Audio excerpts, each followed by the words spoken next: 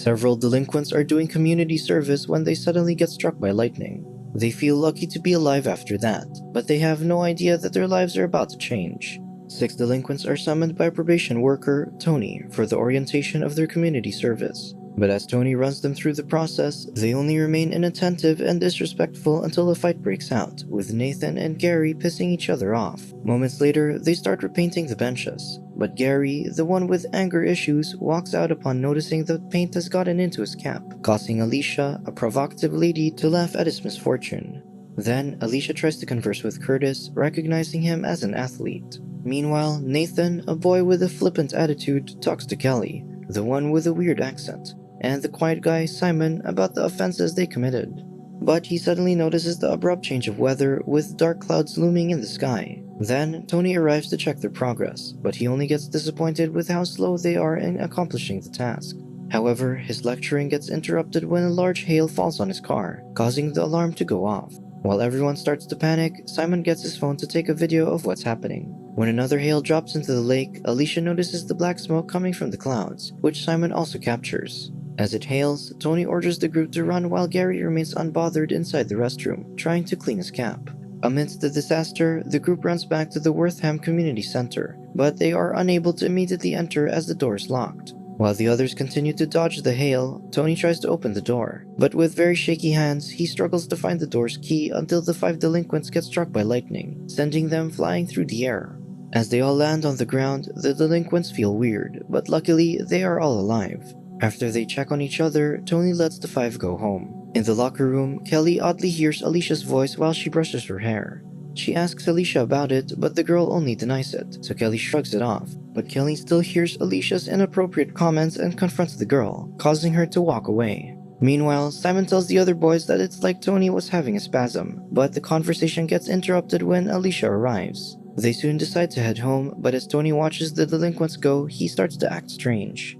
Inside a cubicle, Gary hides the smoke but quickly stops when he hears someone enter the restroom. As he gets down to peek under the door, Gary sees someone walking and accidentally drops his phone. When the person stomps on Gary's phone, he starts yelling only to get silenced and surprised by an axe suddenly breaking the door. Later that day, while Kelly hangs out with her dog, she suddenly hears its thoughts. Then her fiancé, Lee, arrives, and as they make out, she starts hearing what he's thinking. Pissed, Kelly punches Lee, causing the guy to walk out and regret giving her a ring. At the same time, Nathan's mother kicks him out of the house so she can spend more time with her boyfriend, knowing that Nathan doesn't like him. Nathan then stays in the community center, waking up the next day a bit tired. As Nathan goes to the restroom to relieve himself, he notices the blood and how messy the place is, but he doesn't seem to care or wonder what happened there. Afterward, Nathan calls his mother, asking her to take him back. After storing his belongings in a locker, Nathan exits the building and sees the 4 juveniles accusing each other of writing a threatening message on the walls. He joins in, suspecting that their probation worker is behind it, and while they debate whether Tony intends to kill them, the man arrives. But as they start displaying their unruly behavior, Tony confiscates their phones. While changing in the locker room, Simon tries telling the others that he found Gary's bloodied cap, then asks them what happened after his head shakes uncontrollably. However, no one seems to notice him, no matter how loud he shouts, even though he's standing in front of his fellow probationers. After that, Simon sees that he doesn't have a reflection in the mirror, and the other delinquents simply walk away, not realizing he's gone.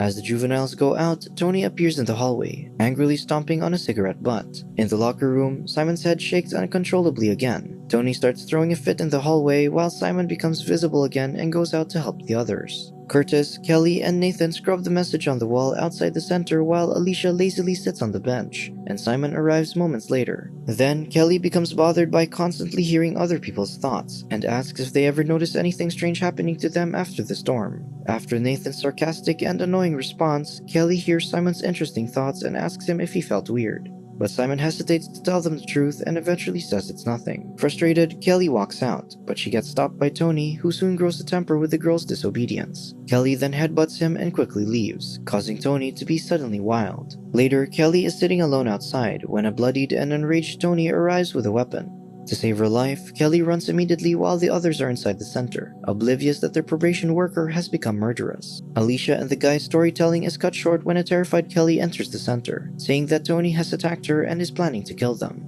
Then Kelly reveals that she began hearing people's thoughts after the storm, which also prompts Simon to disclose that he became invisible while they were in the locker room. But the three who haven't experienced anything unusual refuse to believe their claims, so Simon tries and fails to become invisible, and Nathan only throws a can at him. As Nathan insists on going out, Kelly attempts to stop him and says he will be killed. Despite that, Curtis stubbornly opens the door, causing Kelly to run toward it. Unfortunately, she gets killed by Tony, who is determined to kill the other probationers too. Curtis exclaims in surprise, and things begin to slow down as he watches the events unfold. Then, strangely, he sees time turn back, returning to when Nathan throws a can at Simon's face. Knowing what will happen next, Curtis joins Kelly in her attempt to prevent Nathan from opening the door. While Nathan mocks Curtis, the latter informs everyone that Nathan and Kelly's argument has already occurred, and his stubbornness has led to Kelly's death. He also explains how time went backward while they were just standing there. Finding Curtis's words ridiculous, Nathan opens the door only to see a murderous Tony. Frightened, Nathan quickly locks the door, and as Tony starts banging on it, everyone inside tries to understand what's happening to the probation worker. They think about reporting to the police, but Tony has their phones. Eventually, the banging stops and they start to argue and blame each other. Afterward, Alicia heads to the back entrance, and as the others follow, Nathan slips on a pool of blood. Curtis opens the locker where the blood comes from, and there, they find Gary's lifeless body. Finally, Alicia realizes they will end up just like Gary because of Tony. To escape their misfortunes, Nathan urges Curtis to turn back time, but the latter doesn't know how it works. Determined to leave, Curtis touches Alicia to bring her with him, but he weirdly starts saying inappropriate things to her as if having an instant uncontrollable desire. But as soon as he lets go of Alicia, he returns to normal, forgetting what happened. As the group tries to make sense of what just happened, Alicia touches Simon until he begins acting erratically and saying disgusting remarks. Suddenly, Tony breaks into the center, so Kelly immediately grabs a paint can and hits Tony in the head, rendering him unconscious. While Tony remains still, the delinquents check on the man to see if he's dead.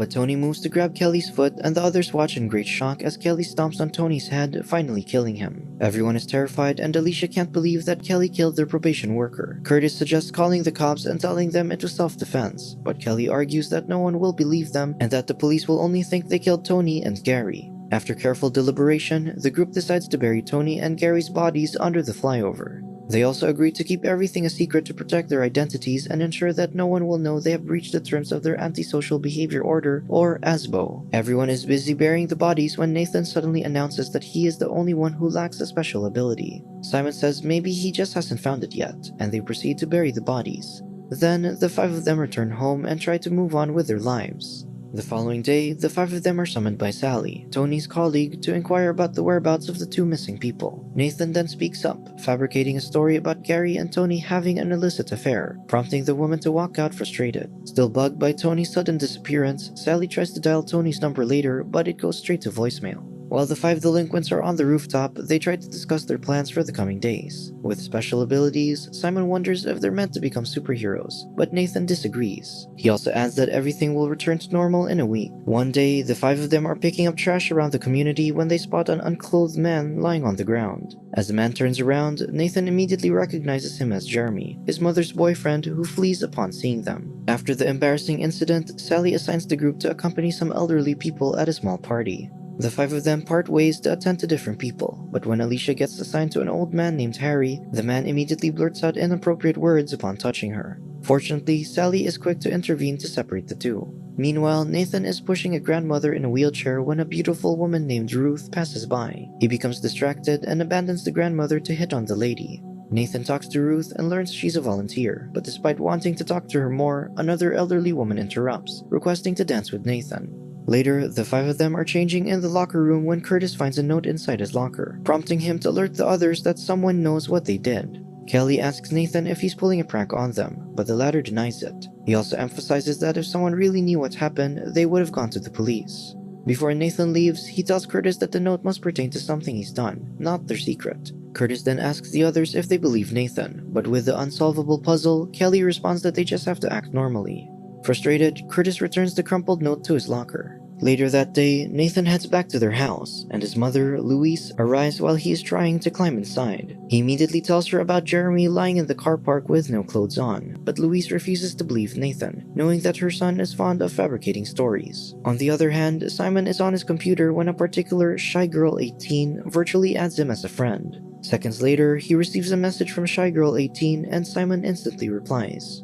Concurrently, Nathan returns to the community center to spend the night. When he goes out to investigate why the lights suddenly turn on, he runs into Ruth, who claims she left her bag. After making small talk, the two find themselves drinking and doing anything to their heart's content. As Nathan and Ruth hang out outside, the lady spots Jeremy running unclothed again. Focused on getting proof, Nathan asks for Ruth's phone before he follows Jeremy. But when Nathan finds Jeremy, the man jumps on him and starts acting like a dog. As soon as Jeremy leaves, Nathan tries to take a picture of him, but it's blurred. The next day, Nathan shows Kelly his photo of Jeremy, but she doesn't recognize the guy, and she learns from Nathan's thoughts that he is homeless. Nathan proceeds to discuss a plan to deal with Jeremy, but when he attempts to ask for help from the other delinquents, no one responds or volunteers to accompany him. Frustrated by their unwillingness to cooperate, Nathan tries to blackmail them by mentioning Tony's death, prompting everyone to silence him. But when Simon offers to assist him, Nathan declines, believing they won't make a good team. Simon walks out and sits alone in the locker room, hurt by Nathan's words. Seconds later, his head shakes uncontrollably, leading to his invisibility.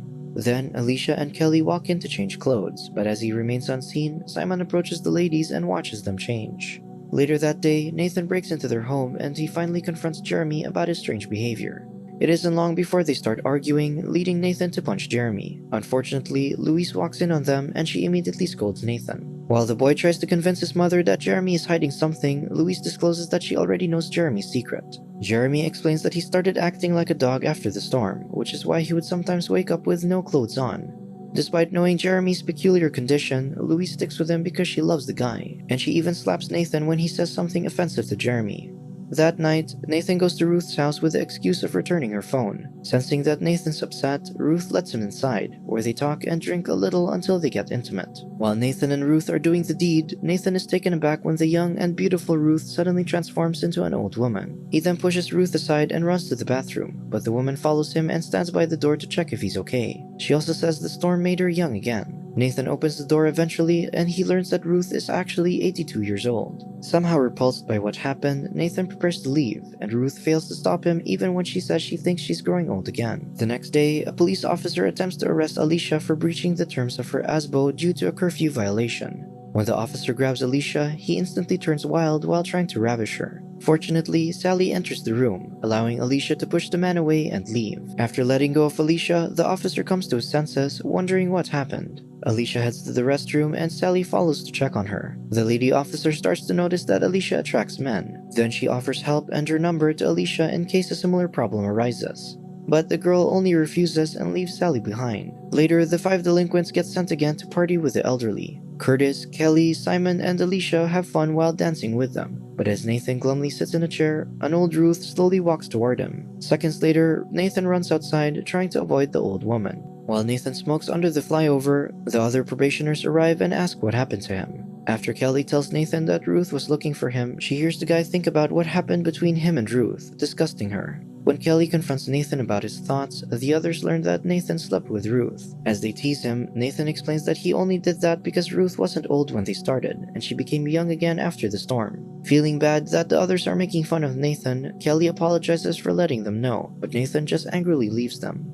Later that day, Simon becomes busy chatting with his new internet friend who remains to be mysterious and refuses to send him photos. Meanwhile, Nathan goes to Ruth's house and rings the doorbell. When no one answers and he notices that the door is open, he walks inside and sees a lifeless Ruth sitting in the living room. As he goes near the woman, he finds a photo album containing pictures of the young Ruth. Nathan then apologizes before putting the album on Ruth's lap. He slightly messes up her white hair before he leaves the house. Afterward, Nathan visits his mother and the two make up after apologizing to each other. Nathan also lies about getting his own place, and Louise believes her son and feels happy for him. However, before leaving, Nathan warns Jeremy not to hurt his mother. Then, the 5 delinquents once again gather in the locker room. As they talk about the other people who also gained special abilities after the storm, Simon tells them they need to prepare for when they come after them. Curtis asks why that would happen, so Simon replies it's what people do. Unfortunately, when Nathan opens his locker, he finds a threatening poster similar to what they found in Curtis's locker. The rest check the poster, thinking about who might know what they did, unaware that Sally is watching them by the door.